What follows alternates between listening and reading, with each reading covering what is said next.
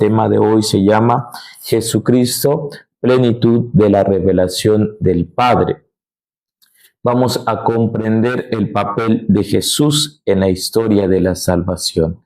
Vamos primero a iniciar con la lectura de Gálatas capítulo 4, versículos del 4 al 5.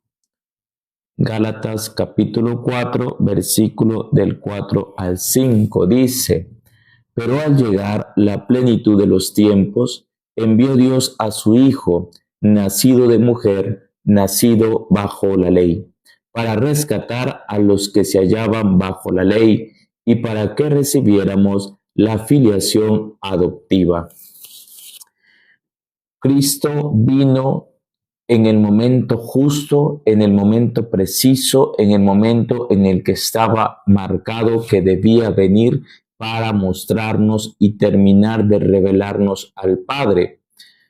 Ayer escuchábamos, hermanos, desde el primer tema que les decía, cómo fue el plan de salvación, cómo Dios crea al hombre con un propósito firme de que todos estuviéramos con Él, cómo entra el pecado, cómo perdemos el reino, comienza el proceso de purificación, pero también la promesa que Dios hace a través de la mujer que iba a dar a luz a alguien que nos iba a salvar. Después vimos el día de ayer cómo Dios establece las alianzas, tanto la antigua como la nueva alianza. Y hoy hablamos justamente de Jesús y escuchamos cómo nos dice la carta a los Gálatas, el apóstol San Pablo, que llegando la plenitud de los tiempos, es decir, llegando el momento preciso, llegando el momento correcto, Dios se manifiesta, se hace hombre y habita en medio de nosotros en Jesús.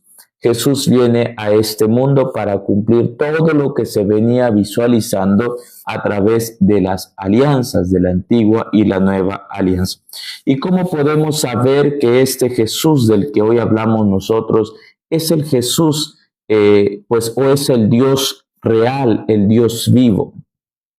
Primero comprendemos lo que yo les comentaba ayer.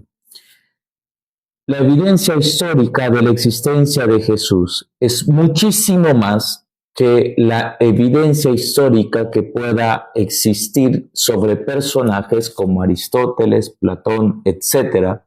Y sin embargo, la existencia de estos personajes nunca ha sido cuestionada o no es cuestionada en nuestros tiempos. Sin embargo, Jesús, aún habiendo mucho más evidencia histórica de su existencia, hoy es más cuestionada y hoy se sigue cuestionando si realmente existió o si no existió. Pero la evidencia histórica existe, los estudios científicos existen, se puede comprobar que realmente Jesús existió, que realmente habitó entre nosotros, y la evidencia de su muerte y de su resurrección también está a nuestro alcance. Todos podemos verla. No hay una persona que haya sido más estudiada a lo largo de la historia que Jesús. Y eso simplemente nos da a nosotros la certeza de Jesús. Además de que hay testimonios de personas que lo vieron resucitado. Más de 500 personas en su momento dieron testimonio de haberlo visto. Además, claro, de la evidencia que está escrita en las Sagradas Escrituras. Y muchos pueden cuestionar las Sagradas Escrituras. Sin embargo, podemos ver cómo las Escrituras, y ayer les comentaba, después de 1500 años que tardó la escritura, que tardó en escribirse todos los libros que conforman las Sagradas Escrituras, además de haberse escrito en 3 continentes distintos por más de 40 autores, todo el mensaje coincide, todo el mensaje es el mismo. Por lo tanto, podemos tener la evidencia en las Sagradas Escrituras de la existencia de Jesús y que el mensaje de Dios es real. Ahora, sabiendo que las Escrituras realmente son inspiración divina, ya que es imposible que se pueda humanamente crear tantos libros en tantos lugares distintos en una época donde no existía forma de comunicarse como lo hacemos nosotros y que el mensaje coincida. Sabiendo entonces que las escrituras realmente son inspiración divina, ya que de manera humana no puede ser, vamos a entender por qué Jesús sí es el Mesías y por qué Jesús sí es el enviado del Padre. Primero vamos a entender lo que dice San Lucas en el capítulo 4, versículo 16 al 21. Dice San Lucas en el capítulo 4, versículo 16 al 21. Vino a Nazaret, donde se había criado, y según su costumbre, entró en la sinagoga el día de sábado y se levantó para hacer la lectura. Le entregaron el volumen del profeta Isaías y desarrollando el volumen halló el pasaje donde estaba escrito: El Espíritu del Señor está sobre mí, porque me ha ungido para anunciar a los pobres la buena nueva. Me ha enviado a proclamar la liberación a los cautivos y la vista a los ciegos, para dar la libertad a los oprimidos y proclamar el año de gracia del Señor. Enrollando el volumen, lo devolvió al ministro y se sentó. En la sinagoga todos los ojos estaban fijos en él. Comenzó pues a decirle: esta escritura que acabáis de oír se ha cumplido hoy. Es decir, Jesús nos revela que Él es el cumplimiento de todas las profecías. Más de 300 profecías cumplidas en la existencia de Jesús. Es decir, es estadística y humanamente imposible que un ser humano común pudiera cumplir tantas profecías. Es únicamente Cristo el que cumple estas profecías. Por lo tanto, en Jesús se da la plenitud del cumplimiento de todo el Antiguo Testamento. Jesús no cancela la historia de Israel, sino que le da plenitud, sino que en él se da plenitud a la promesa que Dios hizo a nuestro padre Abraham. Vamos a ver Mateo capítulo 5, versículo 17. Mateo capítulo 5, versículo 17 dice: No penséis que he venido a abolir la ley y los profetas. No, he venido a abolir, sino a dar cumplimiento. Es decir, que en él se cumplía toda la ley, todos los profetas, toda la historia de Israel, todo el Antiguo Testamento se está dando cumplimiento en Jesús. Y vemos cómo San Juan nos dice en el capítulo 1, versículo 41, hemos hallado al Mesías, es decir, al Cristo. Dice San Juan, este se encuentra primeramente con su hermano Simón y le dice: hemos encontrado al Mesías, que quiere decir Cristo. Es decir, Jesús se va revelando como el Mesías, como el enviado del Señor. Y otro dato que podemos encontrar, donde encontramos a Jesús como el Mesías que debía de venir, es que el profeta Isaías en el capítulo 7, versículo 14, nos dice que el Mesías debía nacer de una virgen. Dice el profeta Isaías: pues bien, el Señor mismo va a daros una señal. He aquí que una doncella está encinta y va a dar a luz un hijo y le pondrán por nombre Emmanuel. Es decir, Jesús, vamos a escuchar ahora que dice Mateo capítulo 1, versículo 23. Dice San Mateo: todo esto sucedió para que se cumpliese el oráculo del Señor por medio del profeta.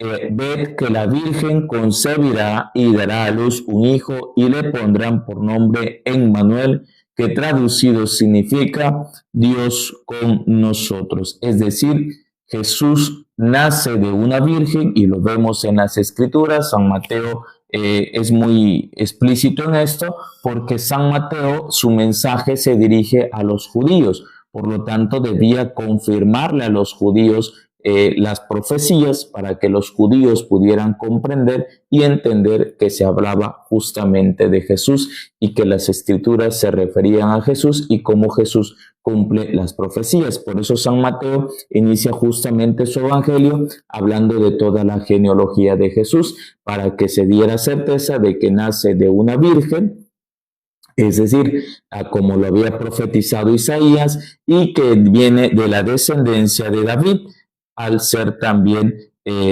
pues parte de San José, al ser hijo de San José, entonces es también el Mesías. Es decir, sabemos que es hijo adoptivo, pero era necesario que se diera a conocer, dice San Lucas capítulo 1, versículo 32, él será grande y será llamado Hijo del Altísimo, y el Señor Dios le dará el trono de David, su padre. Ayer mencionábamos que las profecías decían a el rey David que su reino sería eterno, que su casa duraría para siempre. Por eso San Mateo explica la genealogía de Jesús para que entendamos que al ser José, el padre putativo de Jesús, se cumplía toda la profecía, es decir, nacido de una virgen, pero al mismo tiempo de la descendencia de David, y por lo tanto en Jesús se cumplen también estas profecías. San Lucas capítulo 4, versículo 18 al 21, nos dice: el Espíritu del Señor está sobre mí porque me ha ungido para anunciar la buena nueva. Es lo que escuchábamos, y cómo Jesús se da como el ungido del Padre, proclamador del reino y salvador. Entonces, ¿por qué el Emmanuel?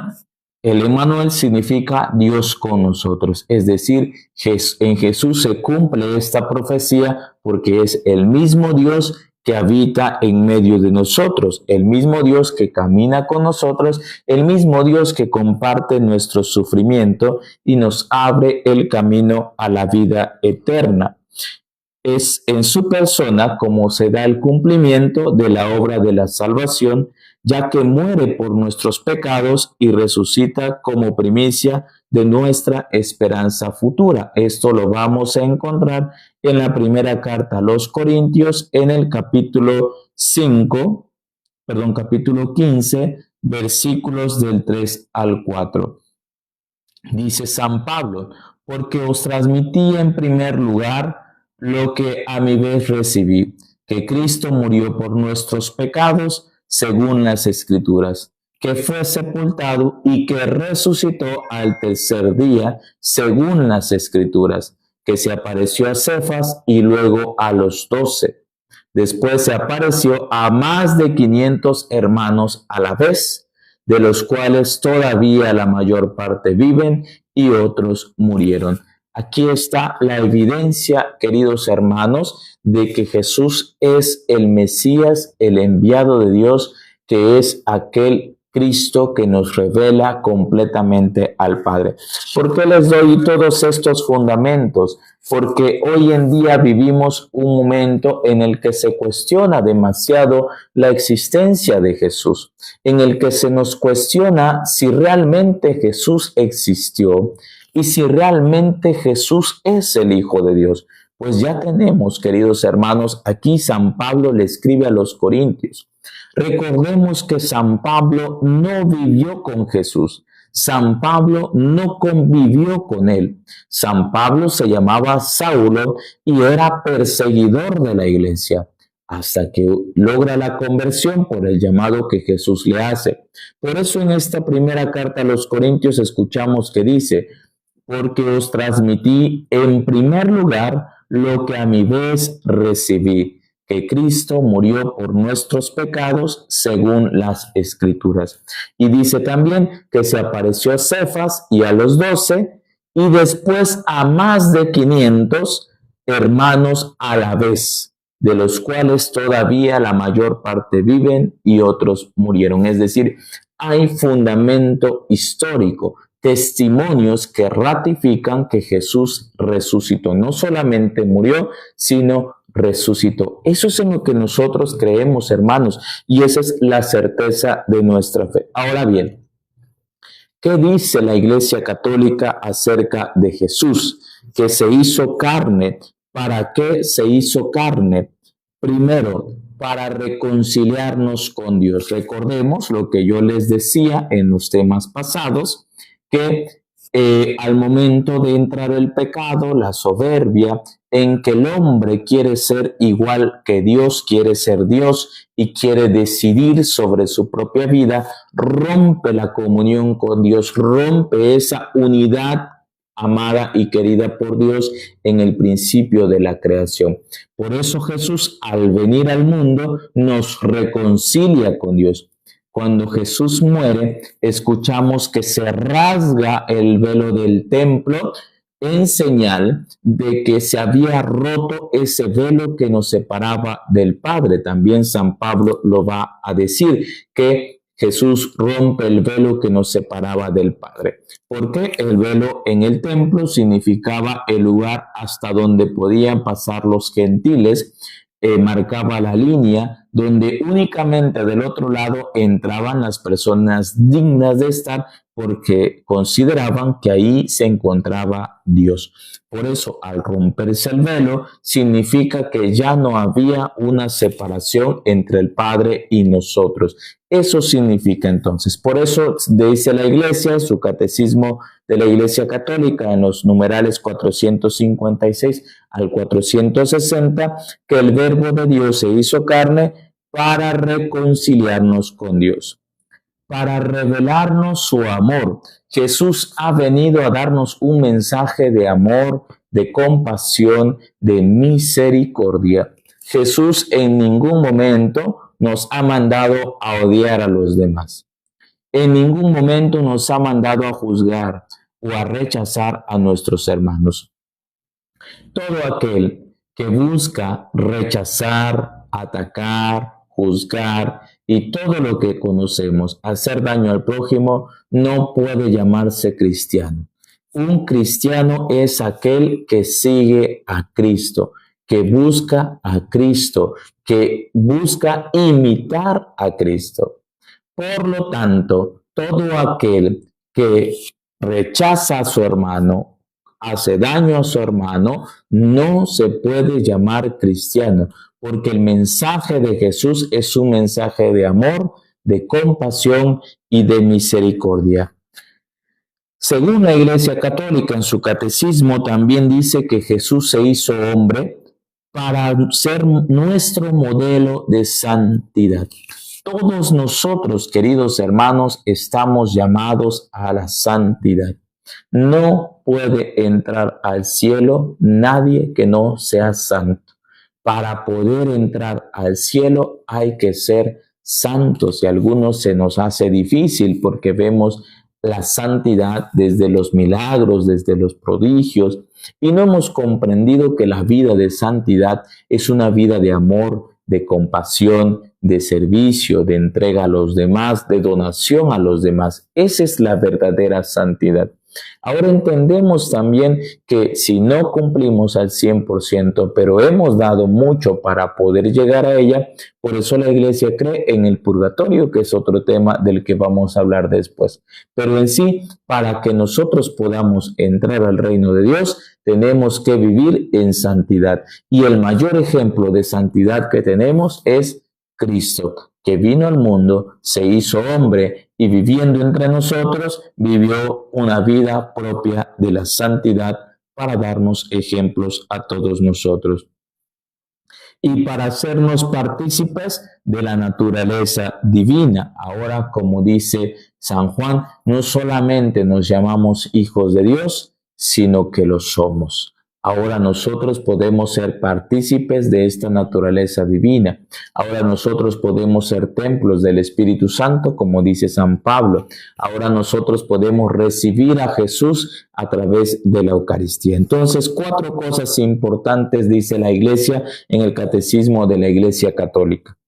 Que Jesús se hizo carne para reconciliarnos con Dios, para revelarnos su amor, para ser nuestro modelo de santidad y para hacernos partícipes de su naturaleza divina. Eso es lo que nos comparten las Escrituras. Ahora, Jesús no es un profeta más. Hay una parte en el Evangelio que se dice, ¿qué dice la gente que soy yo?, pregunta Jesús. Y muchos dicen, pues unos dicen que eres Juan el Bautista, que eres Elías o uno más de los profetas. Pero nosotros sabemos que Jesús no es un profeta más, que Jesús no es cualquier profeta o no es simplemente un enviado de Dios. Dice San Juan en el capítulo 1, versículo del 1 al 14. En el principio existía la palabra, y la palabra estaba con Dios, y la palabra era Dios. Ella estaba en el principio con Dios. Todo se hizo por ella, y sin ella no se hizo nada de cuanto existe. En ella estaba la vida, y la vida era la luz de los hombres. Y la luz brilla en las tinieblas, y las tinieblas no la vencieron. Hubo un hombre enviado por Dios, se llamaba Juan. Este vino para dar un testimonio de la luz, para que todos creyeran por él. No era la luz, sino quien debía dar testimonio de la luz. La palabra era la luz verdadera que ilumina a todo hombre que viene a este mundo. En el mundo estaba, y el mundo fue hecha por ella, y el mundo no la conoció. Vino a su casa, y los suyos no la recibieron, pero a todos los que la recibieron les dio poder de hacerse hijos de Dios, a los que creen en su nombre, la cual no nació de sangre ni de deseo de hombre, sino que nació de Dios. Y la palabra de Dios se hizo carne y puso su morada entre nosotros, y hemos contemplado su gloria, gloria que recibe del Padre, y como Hijo único, lleno de gracia y de verdad. San Juan nos habla justamente, recordemos que en las Escrituras San Juan se denomina como el discípulo amado, y es palabra de Dios. Y este discípulo amado que conoció tan íntimamente a Jesús nos dice que Él existe desde un principio, que Él siempre ha estado y que Él se hizo carne para habitar entre nosotros, para que en su humanidad experimentara el cansancio, el sufrimiento, el dolor, la tristeza, la tentación y todo lo que sabemos que Jesús experimentó. Jesús pasó por todas nuestras etapas de la vida para que nosotros comprendamos que Dios nos ama tanto que comprende cada una de las etapas de nuestra vida, comprende nuestra vivencia, comprende nuestro existir. Por eso Dios se hizo hombre, para que nosotros viéramos por nuestros propios ojos y hoy escucháramos que Él comprende nuestro vivir, todo lo que nosotros pasamos, y como Dios pues nos da esa libertad y ese amor que comparte con todos nosotros. En el Concilio de Calcedonia, en el año 451, se proclama que en Cristo hay 2 naturalezas, la humana y la divina, y que ambas están unidas en una sola persona, sin confusión ni división. Jesús es verdadero hombre y verdadero Dios, unido en una sola persona de una forma indivisible y de una forma en la que no se contradice. Por eso nosotros diremos que María es Madre de Dios, porque es inseparable sus 2 naturalezas, la humana y la divina. Jesús es Dios, escuchamos ahorita en San Pablo, y María es madre de este Dios, de su naturaleza humana y divina, porque Jesús es indisoluble. Y entonces podemos entender que Jesús ha venido a cumplir la voluntad del Padre. Esto lo vemos en San Juan, en el capítulo 6, versículo 38, donde nos dice San Juan: porque he bajado del cielo no para hacer mi voluntad, sino la voluntad del que me ha enviado. Y esta es la voluntad del que me ha enviado, que no pierda nada de lo que él me ha dado, sino que lo resucite en el último día. Porque esta es la voluntad de mi Padre, que todo el que vea al Hijo y crea en él tenga vida eterna, y que yo lo resucite en el último día. Esta es la voluntad del Padre, darnos la salvación, anunciarnos con obra, con palabras de amor, abrirnos el camino de la salvación en Jesús. Por eso les decía al principio que Jesús es el modelo de la santidad, porque no vino a ser servido, sino a servir, enseñarnos que para poder llegar al reino de Dios no debemos ser servidos, sino aprender nosotros a servir a los demás. Eso lo dice Jesús en San Marcos capítulo 10, versículo 45, donde dice Jesús: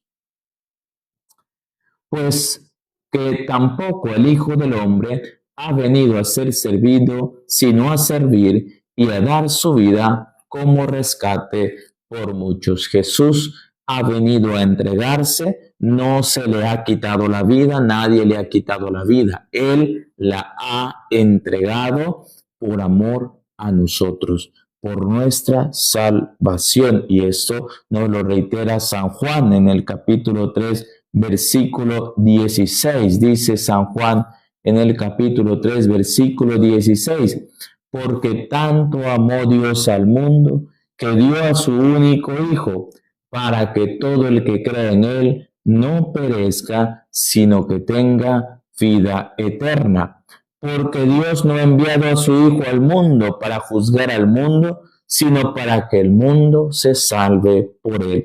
El propósito de Jesús al venir a este mundo es que todos nos salvemos, que todos alcancemos la salvación. Por eso tenemos tantos medios a nuestro alcance, por eso Dios nos busca, por eso Dios nos llama también a nosotros a no juzgar, porque a nosotros nos encanta emitir juicios hacia los demás, pero Jesús no vino a juzgar, Jesús vino a darnos la salvación. ¿Habrá un juicio? Claro, habrá un juicio donde nosotros, si después de todas las herramientas, después de todo lo que eso nos ha dado, y esto lo vamos a escuchar hoy justamente en las lecturas de hoy, si después de todo lo que Dios ha hecho por nosotros, aún así, en nuestra libertad decidimos no seguirlo, no amarlo, no obedecerle, pues ya no habrá más que hacer y entonces sí seremos juzgados. Pero dentro de todo esto, Jesús no nos va juzgando, sino nos va mostrando su amor, nos va buscando, nos va guiando, nos va perdonando, nos da sentido, nos da esperanza para que en su resurrección todos podamos gozar de su libertad. Entonces, solo en Jesús se revela plenamente quién es Dios y quién es el hombre. Dice San Juan, dice Jesús en el Evangelio según San Juan, en el capítulo 14, versículo 6. Yo soy el camino, la verdad y la vida. Nadie va al Padre sino por mí. Si no me conocéis a mí, si me conocéis a mí, conoceréis también a mi Padre. Desde ahora lo conocéis y lo habéis visto. Pues bien, queridos hermanos, por eso la Iglesia en el Catecismo también enseña que después de Cristo no habrá otra revelación pública, porque en Él el Padre lo ha dicho todo. En Jesús se ha cumplido todo el mensaje de la salvación desde el Génesis hasta el Apocalipsis, desde el inicio de toda la historia de Israel, de todos los profetas, de todo lo que sucedió y todas las promesas en el Antiguo Testamento se cumplen en Jesús. Por eso Jesús nos habla del reino de Dios que ya está entre nosotros. Esto también se los comentaba yo el día de ayer. Dice San Lucas capítulo 17, versículo 21, y no dirán, vedlo aquí o allá, porque el reino de Dios ya está entre vosotros. Porque el reino de Dios no es un lugar físico, sino es una persona y es Dios mismo. Ayer hablábamos y profundizábamos justamente en esto, queridos hermanos, que el deseo y el propósito de Dios desde el inicio era que estuviéramos con Él. Su reino es su presencia con Él, es gozar de la presencia de Dios en la plenitud. Y el reino de Dios ya está entre nosotros porque ya Jesús ha venido, ha caminado entre nosotros, ha roto el velo que nos separaba del Padre y se ha quedado con nosotros, sobre todo a través de la Eucaristía. Por lo tanto, nosotros ya podemos gozar de ese reino, ya podemos tener ese reino en nosotros. Claro, que se consumará y que llegará a la plenitud el día final, claro, eso está, pero hoy ya nosotros podemos vivir dentro de ese reino, porque el reino es estar con Cristo y eso San Pablo nos habla en la primera carta a los Corintios, en el capítulo 15, versículo 28. Dice San Pablo, cuando hayan sido sometidas a él todas las cosas, entonces también el Hijo se someterá a aquel que ha sometido a él todas las cosas, para que Dios sea todo en todos. Es decir, nosotros vivimos ya el reino de Dios al tener a Jesús, pero la plenitud se logrará en la consumación de los tiempos, al final de todo, cuando Dios sea todo en todos. Eso es lo que vivimos nosotros, queridos hermanos. Eso es lo que Jesús ha venido. Esa es la revelación de Jesús. Ese es el papel de Jesús en todos nosotros. No voy a seguir profundizando más para que no nos alarguemos más, porque bueno, hay otras actividades que realizar, ustedes lo saben bien, pero vamos a dejarlo allí. Hoy vemos y hoy entendemos cuál es el propósito de Jesús y nos lo dice el Catecismo de la Iglesia. Jesús ha venido a reconciliarnos con Dios, a revelarnos su amor, a ser modelo de santidad y hacernos partícipes de la naturaleza divina.